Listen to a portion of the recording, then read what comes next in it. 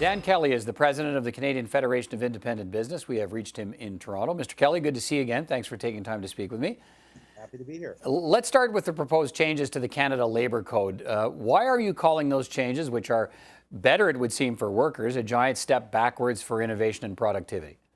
Well, look, this is basically taking Bill 148 and bringing it back at the federal level. We just came through a grueling year of fighting with the Ontario government about many of these very same provisions, which sound, of course, like a big windfall for workers, more days off for personal emergencies or personal use, more vacation entitlements, rules to ensure that part-timers are paid the same as full-timers. Right.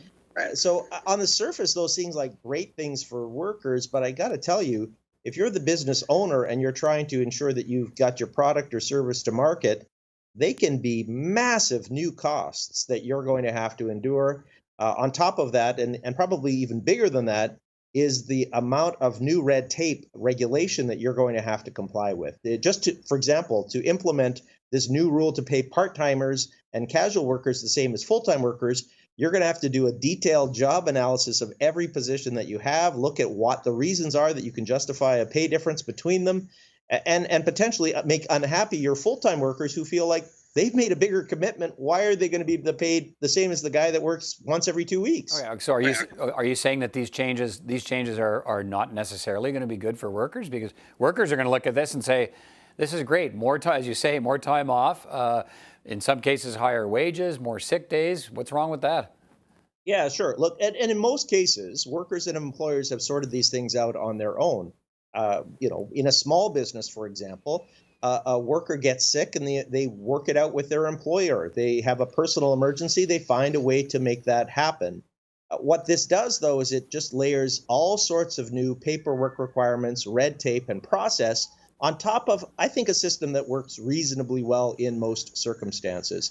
But what the employee doesn't see is the impact that these new costs have on their employer. Does it mean that they have fewer opportunities to hire new people? Does it mean that, for example, if they have to trade off some of the flexibilities that they already have for these new government insisted on regulations, does that actually make them better off? And a lot of this happens informally in small workplaces. This is going to make it a lot more formal. Okay, let's talk about the legislation known as PIPA, the Personal Information Protection and Electronic Documents Act. It kicks in today and forces businesses to let their customers know if any of their personal information's fallen into the wrong hands.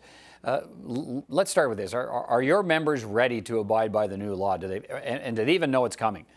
No, in fact, the vast majority of them would never even heard of any of these changes.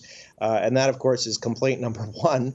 Second to that, most small businesses wouldn't have a sweet clue of what to do to comply with the new rules that are coming into place. This seems to be, as usual with government, a focus on enforcement first and support and advice second. And that's the wrong recipe for getting small businesses on side. The objective, of course, is a good one.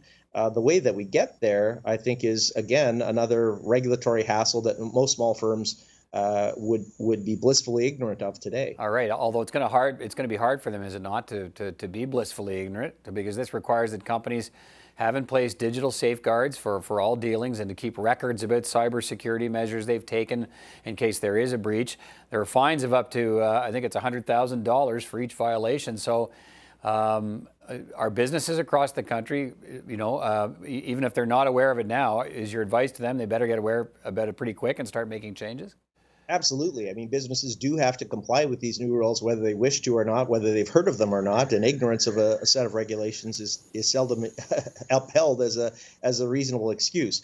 Look, we're calling on government and all the agencies involved to be fair and reasonable about how they go about this. This is new for a lot of firms. A small business, the local bike shop, doesn't have a chief IT officer that is on top of all of those things. They depend upon their suppliers of services. And when they make mistakes, the business that is using, say, that email server or that online commerce site will be held responsible for it. We need to make sure that we think this through and really arm businesses with the resources that they need to be able to make this happen. What does that mean? So do you want the government to provide funding to small businesses to improve their security measures, or do you want them to cut them slack on the timeline, or what? Yeah, I think reasonable timelines to get these things into effect. Warnings if there's an initial violation.